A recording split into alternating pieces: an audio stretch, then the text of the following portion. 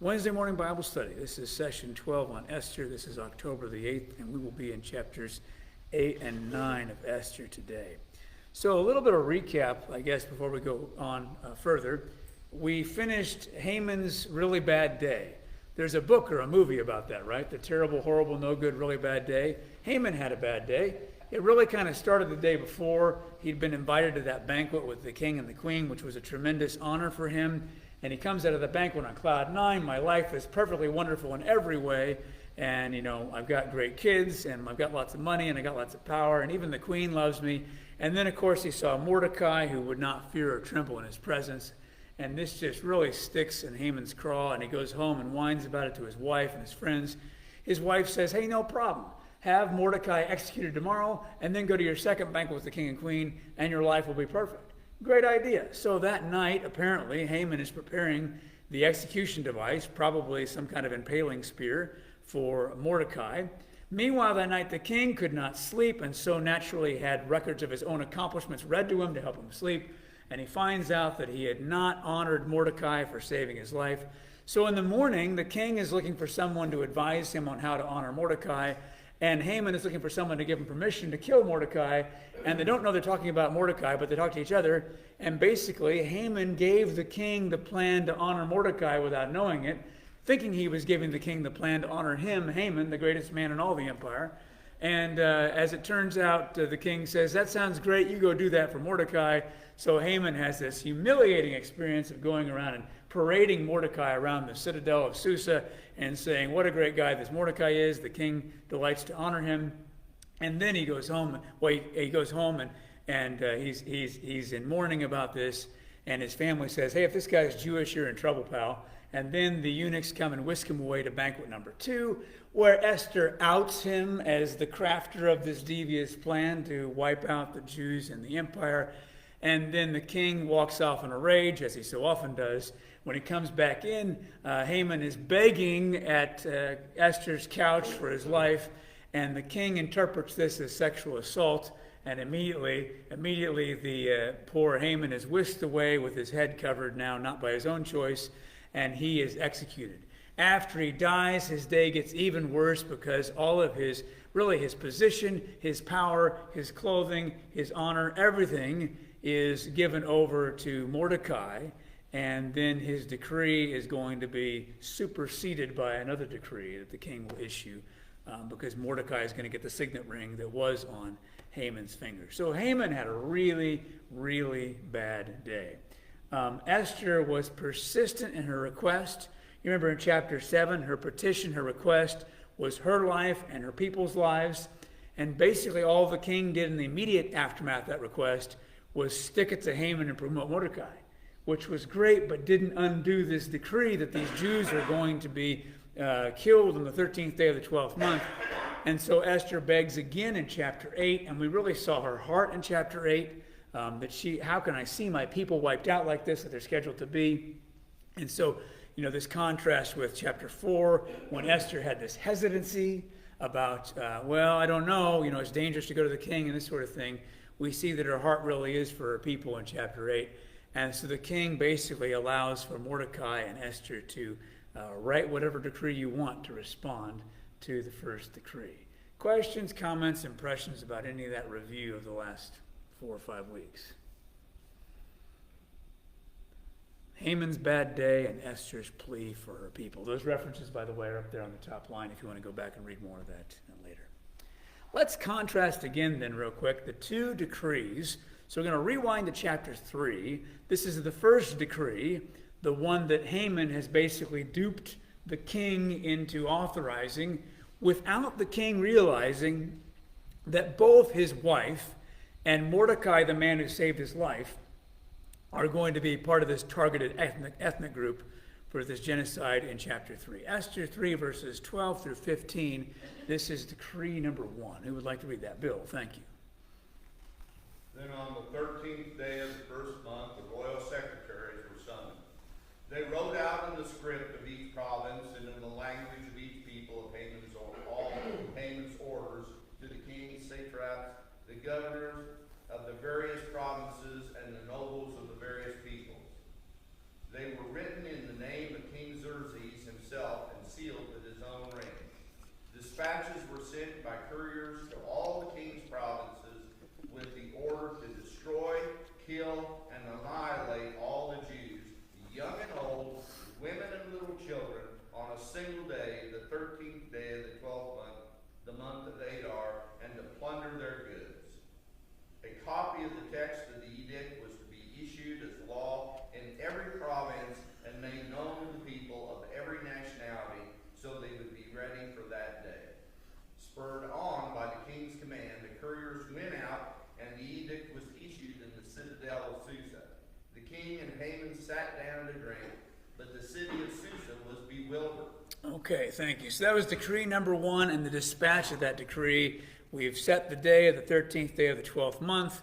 The people who are against the Jews are going to be able to destroy, kill, and annihilate them and their women and children. Don't miss that line. That'll come up later. And they're going to be allowed to plunder the Jews to take their stuff. So kill them and take their stuff. What a great plan, right? Horrible. And this goes out to the satraps and the governors and the nobles, who are going to be the same recipients of all of these decrees. We've talked about the whiplash they'll experience in getting these different decrees, but that was the first thing. Sealed by the ring of the king, which of course in the possession at that point of Haman. And very quickly the couriers go out and they take this message. It's issued in the citadel of Susa, and it's taken out into the whole empire. And the king and Haman are drinking, and the city of Susa is bewildered. By the way, there's a distinction there in verse 15 that I've not made much of, but it's going to become more significant in today's passage if we get there. A distinguishing between the citadel of Susa, meaning the fortress, the Acropolis, the area where the palace is located, and then the city of Susa, which means the rest of the metropolitan area. So there's a distinction made there, and there seems to be, throughout Esther, a little bit of a difference in terms of what is known within the citadel itself and what is known out in the city and in the rest of the empire. But that distinction will be more important later in today's text.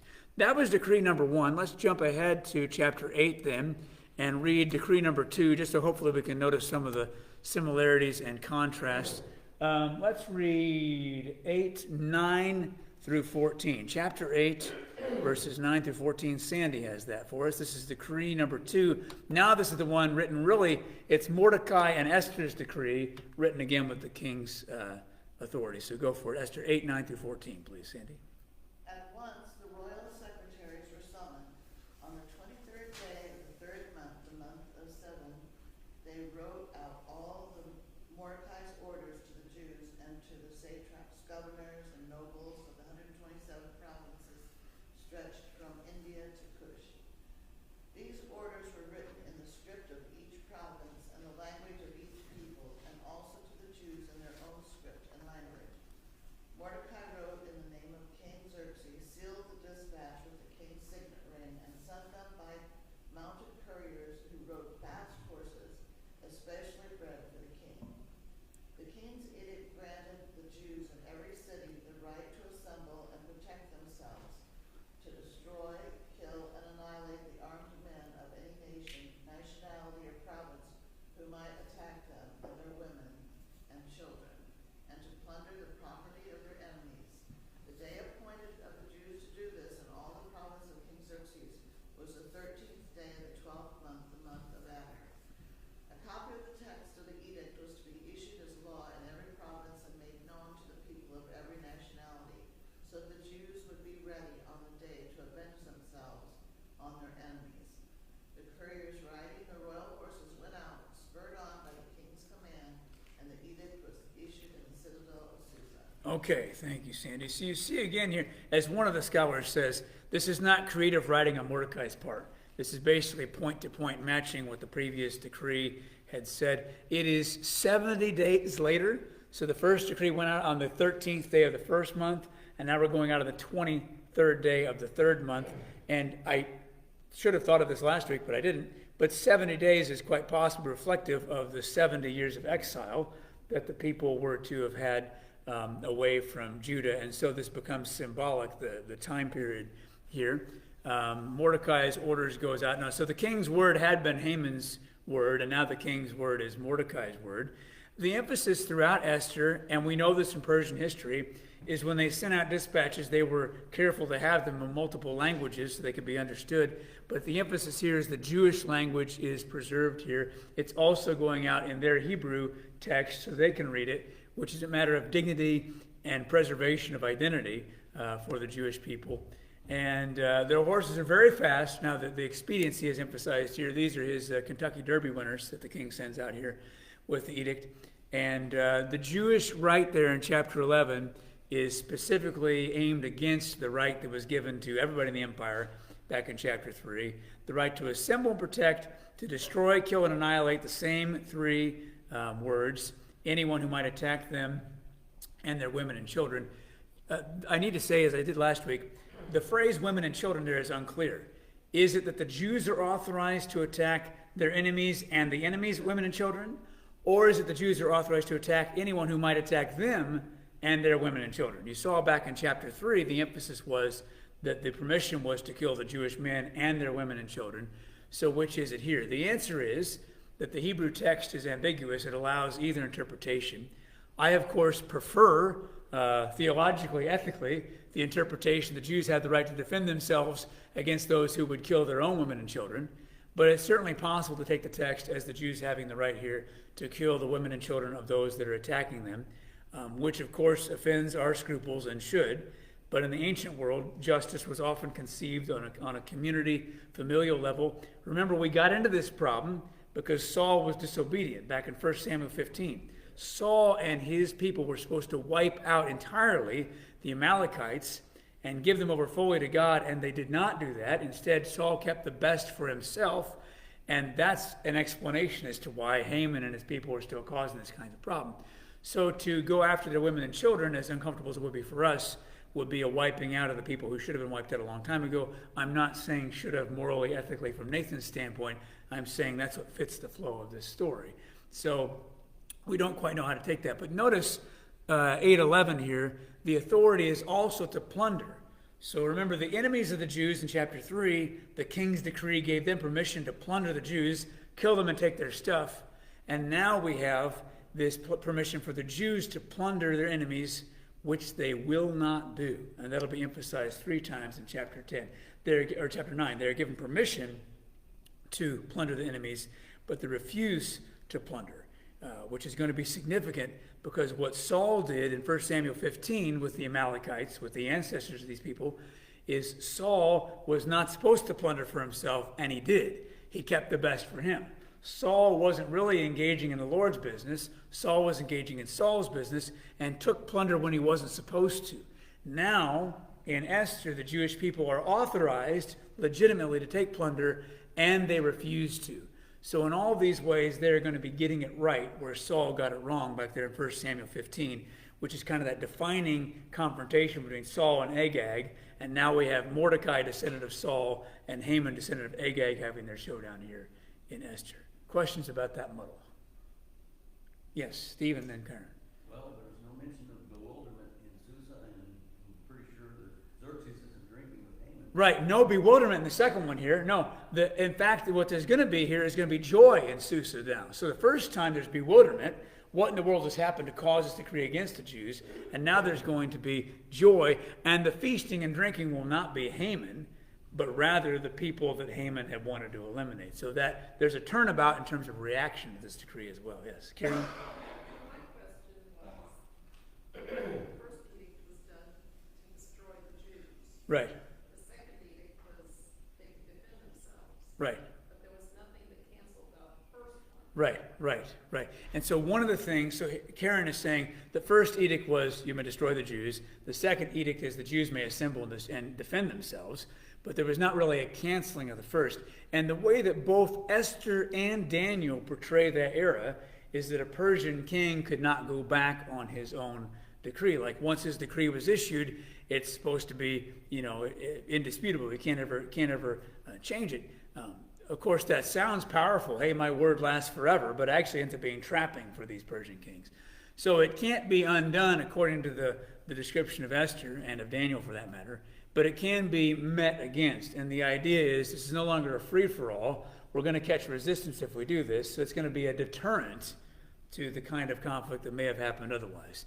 And as I said before, even though Esther and Daniel both talk about the Persian kings having these irrefutable laws that can't be undone, we don't have any testament to that reality outside of the Bible. There's no evidence from Persian history that that was in fact the case. We can't prove it wasn't the case, but Esther and Daniel both emphasize that. It ends up being important for the plot line here. There is some question as to whether, when that's described in Esther, whether it means his decrees can't be revoked or his decrees can't be transgressed, especially the way it's worded in chapter 1.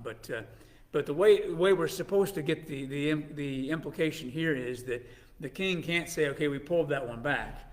What he has to do is issue another decree to contradict or restrict, I guess, the first one. First one still stands, yes. So they're both going to be, so the picture that we have through chapter 8 is that both of these decrees are going to be carried out on this fateful day, the 13th day of the 12th month. And on the same day, you're going to have enemies of the Jews gearing up to fight them, and the Jews themselves gearing up to defend themselves and have this confrontation. That's the picture that we're given. So both decrees are going to be carried out on the same day, and we'll see what happens. But the fact that they have legal authorization from the government to assemble and fight back is an empowering thing, and it's supposed to mitigate, maybe even eliminate whatever harm they were going to receive. Yeah. Yes, Bill. But you have to wonder with the second edict. The first edict caused confusion as to why it was being done. The second edict, if it went out, Haman's gone. Right. The guy that caused this is gone. Right. Now they're allowed to defend themselves and everything. You got to imagine that some people are going, "Ooh, things have changed in the higher levels." Certainly the readers are getting that. Again, we don't know how much people throughout the empire knew the internal drama of the palace itself. The word of mouth had to move as quickly back then as it does now. Well, no, I doubt that actually, because they were so widely spread out. I mean, they're able to get these official decrees out, but the decrees themselves don't give, well, this is Mordecai's idea, this is Haman's idea, that sort of stuff. So, maybe they do, maybe they don't. But certainly from our standpoint as a reader, we understand there's been a shift in power in what's happened in the inside the palace itself, as far as Mordecai is now the guy rather than Haman. But from your average recipient of royal decrees in the empire, it came out in the king's ring with the king's seal with this one decree, and now the king sends out this other decree, and they really aren't privy to all those dynamics from my perception. Anyway, definitely it is a countermanding or a pushback against the first degree, and a sign that Haman has lost his power. But we get the idea that there are more people than just Haman who don't like the Jews in the Persian Empire. So his death has not eliminated the threat, and if it had, Esther would not have made another plea in chapter 8. So this is seen as necessary to protect the Jews against Haman's decree. He's dead, but his decree still stands. So yes, 2 edicts, 2 decrees to be carried out at the same time.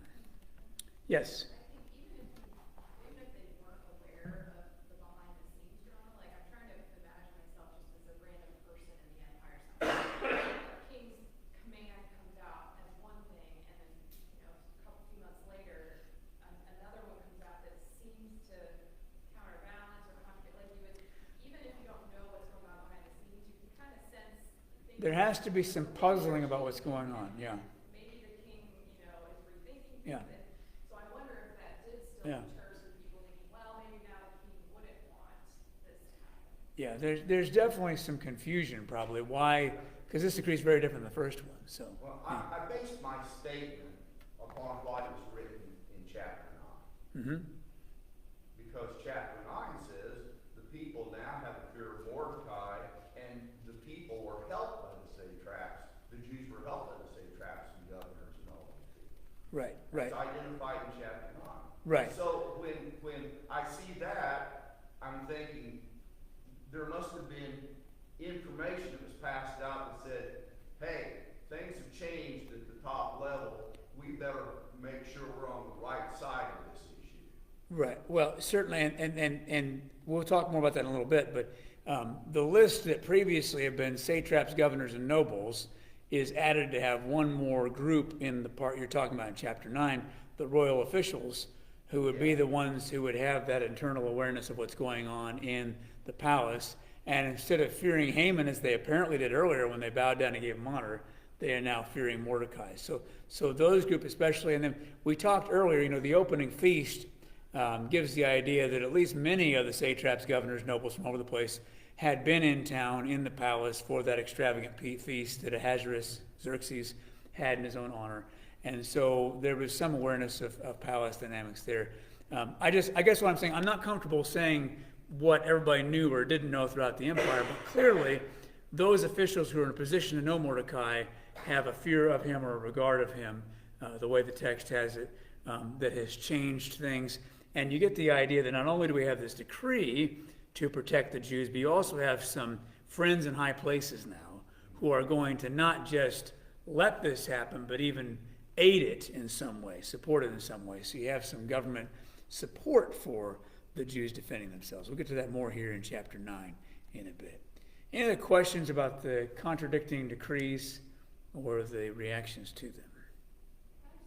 Yes. Well, we'll get down to that in a little bit. We're kind of ahead of the game here. So in chapter 9, we'll be there. Oh, hold on. I highlighted all this stuff and I can't even see it for all my... when you highlight every line, you don't have anything highlighted anymore. The whole thing's highlighted. Chapter 9, verse 3, and then there's another in verse 4 as well. Yeah, 9, 3, and 4 identify. Yeah. Mordecai's position. There'll be more later. So, yeah. Definitely, the officials who knew Mordecai are definitely in having a regard of him now. How well Mordecai was known, how well Haman was known around the rest of the empire, I just can't say for sure. So let's look at the contrast then in the outcomes of the two decrees. Back at the last part of chapter 8 there, I just want to kind of clean up what we rushed through last week. Chapter 8, verses 15 through 17. Who'd like to read that? Chapter 8. Jeff has that. Thank you. And Mordecai went out from the presence of the king in royal apparel of blue and white, and in a great crown of gold, and with a garment of fine linen and purple. And the city of Shushan rejoiced and was glad. The Jews had light and gladness and joy and honor. And in every province and in every city, whithersoever the king's commandment and his decree came, the Jews had joy and gladness, and peace and a good day. And many of the people of the land became Jews, for the fear of the Jews fell upon them. Okay, so what this is really, the last few verses of chapter 8 are the contrast in responses with the previous edicts. When the first edict went out, what did Mordecai put on for clothing when the first edict went out? Sackcloth and ashes, right? And now he is clothed in these royal garments, which basically communicate that he is now the king's right-hand man. He even gets Haman's clothes, effectively. So Haman's still having a bad day, even though he's dead. The city of Susa has a joyous celebration in contrast to, I think it was Steve said a minute ago, the bewilderment they had before. What is this decree to annihilate the Jews that at least didn't make sense to a large number of the folks in Susa? The Jews now have happiness, joy, glad, and honor, which is a whole lot different than mourning, fasting, weeping, and wailing that they had earlier in chapter 3. And wherever this decree goes out throughout the whole empire, from the Indus to the Nile, in every province, in every city, you have Jews that are rejoicing, joy, gladness, feasting, celebrating. And then you have this other line at the end of chapter 8, that other people either became Jews or aligned themselves with the Jews. The word for that is a word that shows up only once in the whole Old Testament. Anytime that happens, you have to hold that a little bit lightly. But it either means that they converted to Judaism, which we do have evidence of in the ancient world, or more broadly means they said, hey, we're with him now. If the king has shifted like this, and we got this decree now that now they can fight and defend themselves, that must mean that the king's sentiments have shifted. So we're with them, right? So that seems to be happening at least. How sincere the religious conversion is, we really don't know. In the era that's called Second Temple Judaism, which would be after you have your temple rebuilt in Jerusalem, until 70 AD. We do have evidence of people officially converting from whatever they were to become Jewish.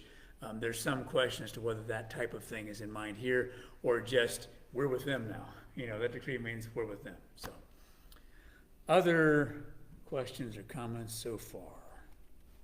Yeah, they want to be on the winning team. Yeah, everybody wants to be on the winning team. These are bandwagon fans here. If the king says that this is going to happen now, that's got to be, wait, hold on.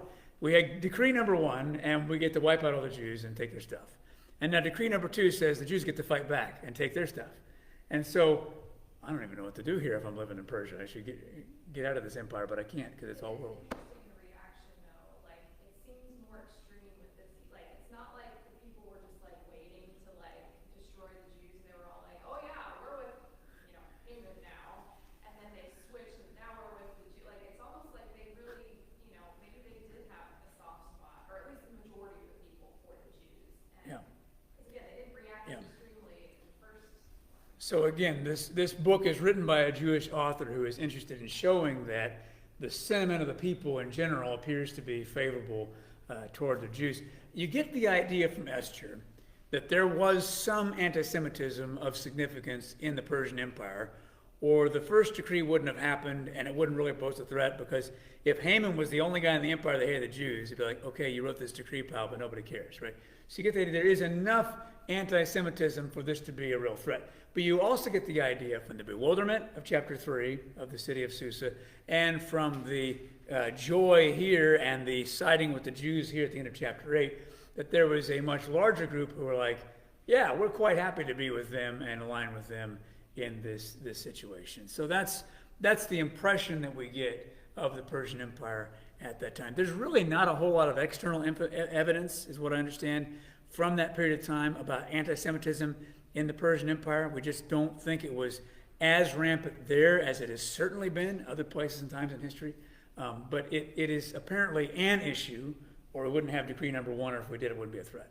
Well, there must have been other Agagites or whatever, like Haman. Yeah. So there must have been some people, but. Other people related to Haman who didn't like the Jewish people. Yeah, we really just don't know. And then, of course, the other problem you have with Esther is we get the idea in Esther that a lot of these numbers are deliberately exaggerated and stylized for the purpose of storytelling. So actually getting data is not really what the author wants us to have. Yes, Bill. Well, back when Saul was told to destroy the Agagites, the king and all those people, there was probably, at the very least, a number of officials and things that were in other countries, in other places, as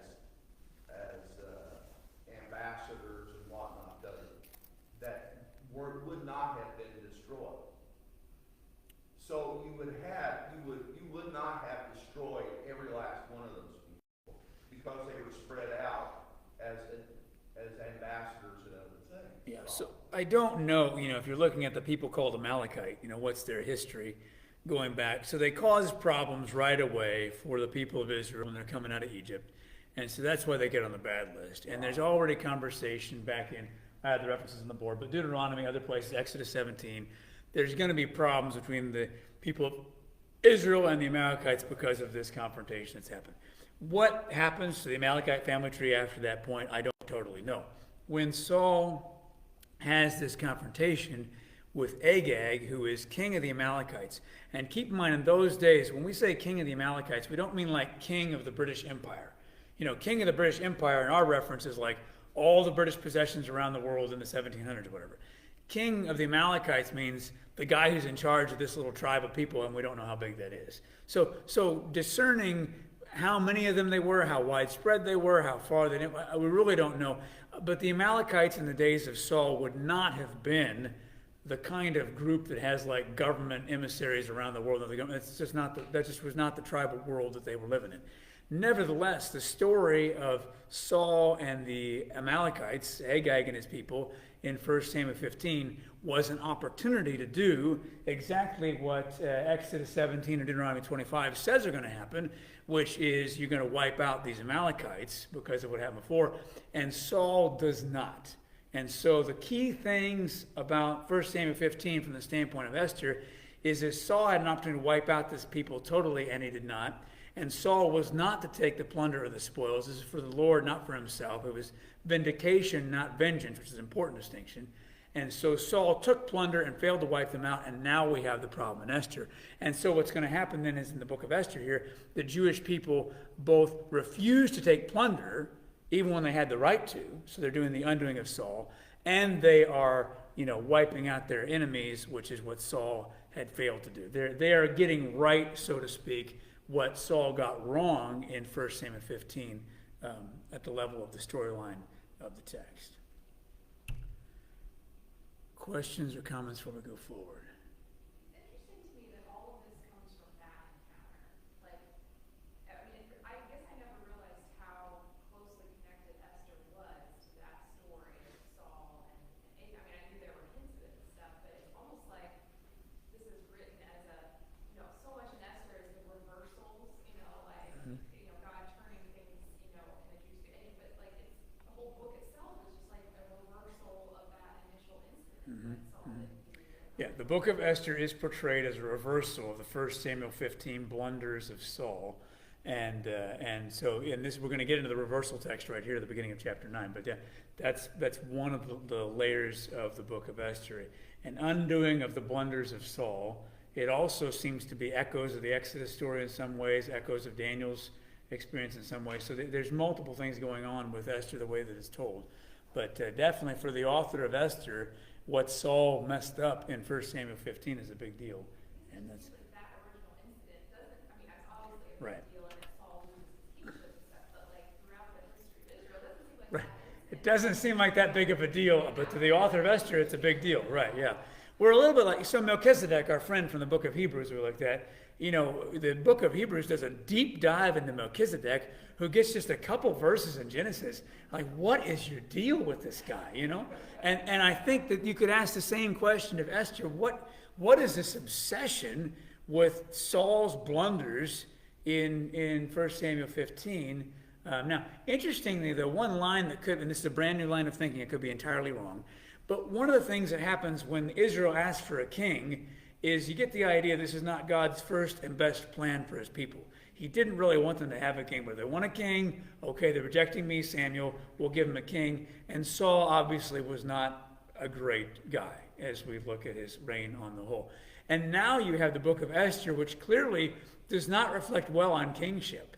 In the book of Esther, the king is the drunk guy, the stupid guy, the guy who can't make his own decisions, the guy who thinks of his hormones and his taste buds, the guy who gives away his authority without irresponsible ways, causing all kinds of problems. And so kingship is reflected on poorly in 1 Samuel 15 and in the book of Esther, either rejecting the concept of kingship or saying we need a whole lot better king than we've had so far. Yes, Bill.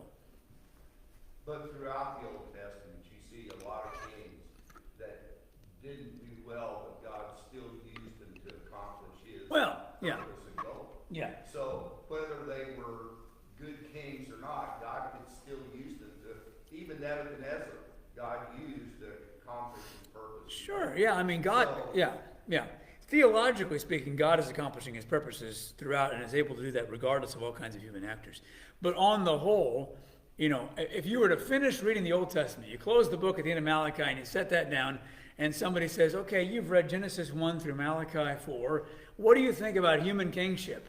And we would say, oh, that's not good, right? I mean, that's just our impression that the Hebrew Scriptures give us. And certainly Esther is front of the line in giving us a bad view of the institution of human kings. Is man's rule that great at any time, though? I mean, let's get real. Well, no, but there are certainly better and wiser rulers than others. And clearly, Mordecai here is portrayed as a good ruler, and Daniel's portrayed as a good leader. I mean, there's good leadership in the Bible. Well, David was portrayed as a good leader at times, but David messed up too, so. Right, I didn't say David there, Daniel and Mordecai, right. As far as kings was concerned, David Right. was considered one of the greatest Right. kings that Right. Israel ever had, but he still messed up. Right. Okay, well, let's move on to chapter 9. We're going to read verses 1 through 4 of chapter 9 now. And so we're going to talk about the day. As Karen said, the first decree has not been undone. We're going to do both those decrees on the same day now. So Esther chapter 9, verses 1 through 4. Who would like that? All right. So on the 13th day of the 12th month, the month of Adar, the two decrees of the king were put into effect. On that day, the enemies of the Jews had hoped to overpower them, but quite the opposite happened. It was the Jews who overpowered their enemies. The Jews gathered in their cities throughout all the king's provinces to attack anyone who tried to harm them, but no one could stand against them, for everyone was afraid of them. And all the nobles of the provinces, the highest officers, the governors, and royal officials helped the Jews for fear of Mordecai.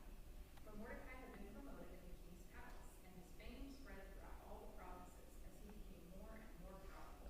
Okay, so here we are on D-Day, if you will, the 13th day of the 12th month, the month that both of those decrees we read a moment ago are supposed to come to pass. The decree that says you can wipe out the Jews and take their stuff, and the decree that says the Jews can defend themselves and they can attack their enemies and they can take their stuff. So both these decrees are going to play out on the same day. And, they're both edicts of the king, although we know edict number 1 is really the edict of Haman, and edict number 2 is really the edict of Mordecai. And the enemies had hoped to overpower the Jews on that day, but what happened in verse 1? What happened? The enemies of the Jews thought this is the day we're going to get them, and what happened in verse 1? The opposite. The tables were turned. The Hebrew word is for overturning here. It's the same word that's used in certain places of overturning a city or a complete changing of what's happening here. So the whole situation was overturned, and the Jews got the upper hand over those who hated them. Keep in mind, though, it's not just the Jews now. It's the Jews and the people who said, we're with them. The king changes his mind, it looks like, so we're on their side. And so it's a great turning. And that's really what Esther is the whole way through, a turning of fortunes for Haman, and now for all the enemies of the Jews, a turning of fortunes for Esther and for Mordecai, and now for all the Jews, a changing of the situation, an overturning of the reality. The tables were turned, things were flipped on that particular day.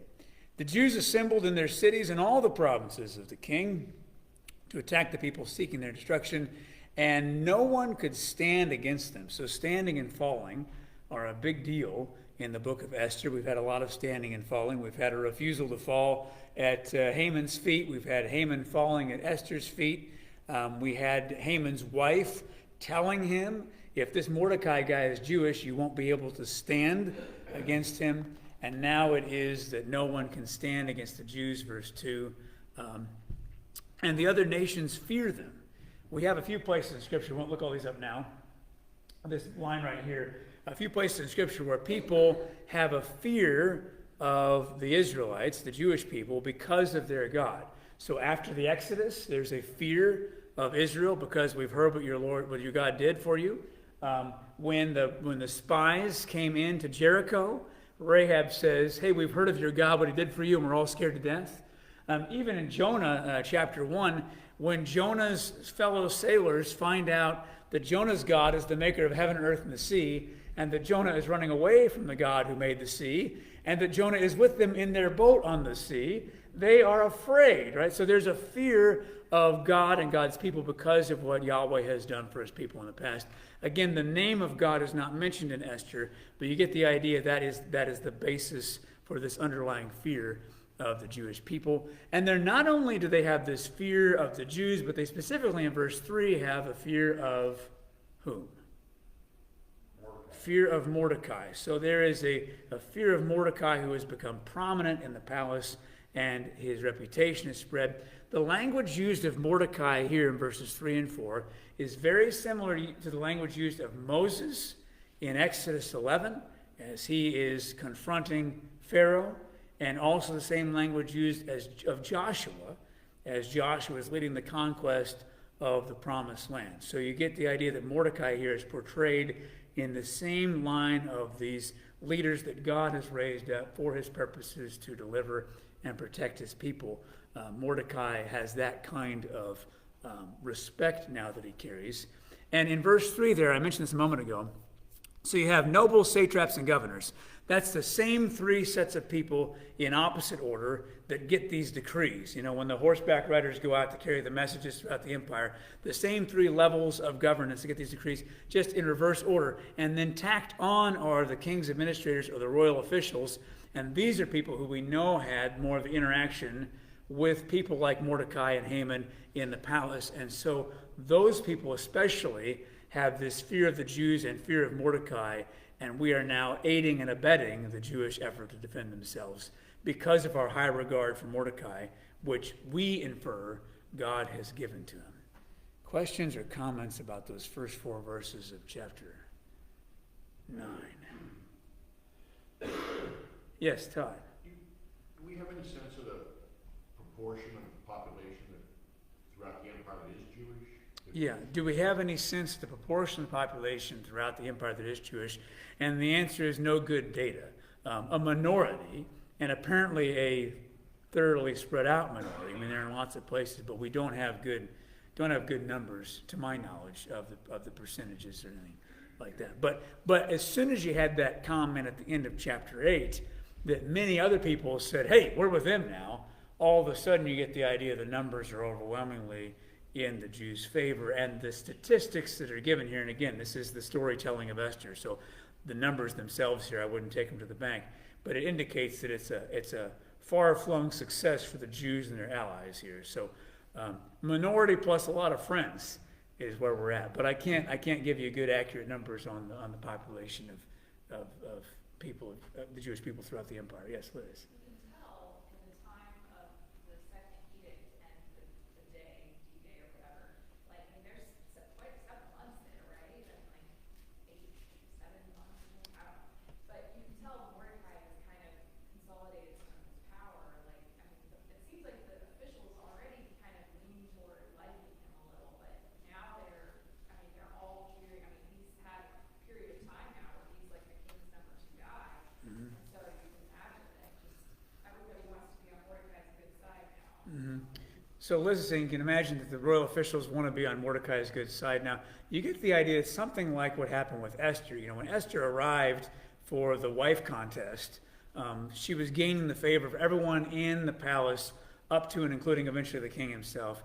And you get the idea the same thing is happening with Mordecai at this point, that he's gaining favor. I mean, the language here is fear of Mordecai rather than favor, but the same kind of dynamic is happening for Mordecai here. And then, you know, I think the best evidence we have that most of the royal officials didn't like Haman very much is the moment when the king sees Haman falling on Esther's couch to beg, but the king says, "This is sexual assault." And one of the officials or eunuchs is right there to say, "Hey, there happens to be this execution device built in Haman's own yard. How about that?" They're all too ready to get rid of Haman. So at least from the author's standpoint, Haman didn't have a lot of friends, and now Mordecai does have a lot of friends in high places. So, other questions or impressions? Yes, Bill. Well, when it says that these officials were basically in favor of helping the Jews, what I wondered was, now that the Jews can defend themselves, if those officials give them better weaponry to defend themselves, better swords, better shields, better whatever, from the stuff that they already have in those areas, their ability to defend themselves and to attack their enemies would be much greater if they've got good swords, good shields, good whatever, versus other people that may have just pruning hooks and pitchforks. Yeah, Bill, I think that line of speculation is good there. The idea that if we have the officials at every level are in some sense in fear of Mordecai now and are in some sense with the Jews now, that they are getting official implementation as well. They're getting some assistance, maybe some equipment to defend themselves with. And so you do get the idea there is some now government assistance happening for this is a government subsidized defending of themselves against their enemies. Because of what has happened here. So when the king basically said to Mordecai and Esther back in chapter 8, "You do what you got to do," he gives a wide open door for this kind of thing to happen. And there's a gospel song that says, "If the Lord stands with us, who can stand against us?" That's right. If the Lord stands with us, who can stand? And that's implied here in the book of Esther. Keeping in mind, of course, this story of Esther and the Feast of Purim, which is based on this, become important to the Jewish people throughout the ages through the various situations they faced where it certainly has seemed like the world was against them. I mean, there have been a lot, and you know history, so you know some of these stories. And so this story carries weight because you see the hand of God quietly in the background, even though it's not named here. And you see God being faithful to honor the courageous actions of his people, Mordecai first and then Esther following. And so you see God now giving them favor in the eyes of officials and stuff for their vindication coming. And so this is taken as an assurance that God has not abandoned his people and will intervene on our behalf. So it had meaning for that for the people. It still has meaning for that for the Jewish people who celebrate the Feast of Purim, which we will do probably now on the 29th of October, given the pace of today. Today was really a return to our Revelation-style pace. We stepped forward only 4 verses today. So we have really turned back the clock here. So next week we will do some of the rest of chapter 9, and then maybe all of it, and then chapter 10. So we're probably looking at some of it next week, some of it the week after, and then probably the 29th will be our target date for the Feast of Purim, which we're going to do in a very Baptist way. All we're going to do is read the Esther scroll like they would do, and we'll cheer and boo for Mordecai and Haman, and then we will eat Haman's pockets, which is the name that the Jews have given to the little pastry that they eat on the Feast of Purim, which is never celebrated on October 29th. It's usually celebrated in the spring, and we'll have the etymology of that date, the history of that date coming up, etiology, I should say, of that date coming up in the next part of the chapter.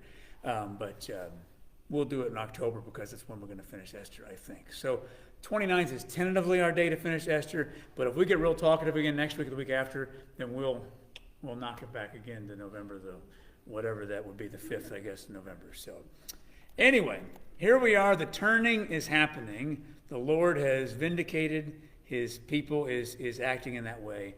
And now we finally have, we're going to get the aftermath, I guess, of that great day of reckoning beginning in verse 5. So we'll do that next week. It's 10:04, time to pray, and then we'll dismiss.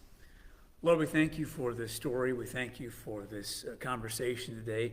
We thank you that you are always working on behalf of your people. We thank you that you raise up people like Mordecai and Esther who are courageous and willing to take risks and be your instruments. And I pray, Lord, for a confidence that you always have us. I think about that hymn, how firm a foundation, the soul that on Jesus has leaned for repose. I will not desert to its foes. That soul, though all hell should endeavor to shake, I'll never, no, never, no, never forsake. And we thank you that you're with us. You never leave us or forsake us. You're with us always to the end of the age. We thank you that a great day of vindication is coming, resurrection bodies and healing of all creation, wiping away of all tears, no more death or pain. And we thank you that that is our destiny because of you, Jesus. I pray for hope, enduring hope because of that. And I pray for grace for the rest of this day that we will be your faithful witnesses, and we pray in your precious name. Amen. All right, we'll be back next week for maybe the rest of Esther 9, maybe part of the rest of Esther 9. Who knows what we'll do next week. Session 13 of Esther. I'll say goodbye to the folks online, and we'll see you next Wednesday.